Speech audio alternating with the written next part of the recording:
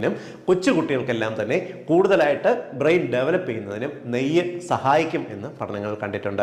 അത് ഇപ്പോൾ മുതിർന്നവരാണെന്നുണ്ടെങ്കിൽ പലപ്പോഴും നമ്മുടെ ഈ കൊളസ്ട്രോൾ ഭയന്നിട്ട് നെയ്യ് അധികം കഴിക്കാറില്ല. നിങ്ങൾ നന്നായിട്ട് വ്യായാമം ചെയ്യുന്നുണ്ടെങ്കിൽ നിങ്ങളുടെ ശരീരത്തിൽ കഴിച്ചിരുന്നാൽ അത് കൊളസ്ട്രോളായിട്ട് കൺവേർട്ട് ചെയ്യാതെ നമ്മുടെ ശരീരത്തിൽ ഊർജ്ജോൽപാദനത്തിന് ഈ നെയ്യിന് കഴിവുണ്ട്. അതുകൊണ്ട് നിങ്ങൾ വ്യായാമം ചെയ്യുന്നുണ്ടെങ്കിൽ നെയ്യ് കഴിക്കാവുന്നതാണ്.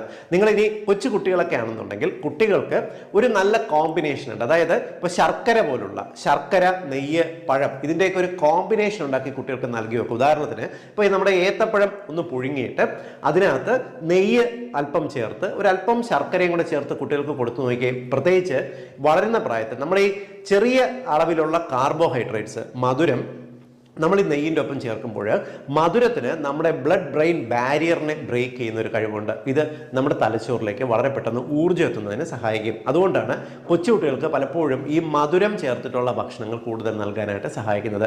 കാർബോഹൈഡ്രേറ്റ്സ് അവരുടെ ശരീരത്തിനും തലച്ചോറിനും ഊർജ്ജോൽപാദനത്തിനും സഹായിക്കും. അതോടൊപ്പം ഈ ഹെൽത്തി ഫാറ്റ് എന്ന് പറയുന്ന നെയ്യ് അവരുടെ തലച്ചോറിനും സഹായിക്കും.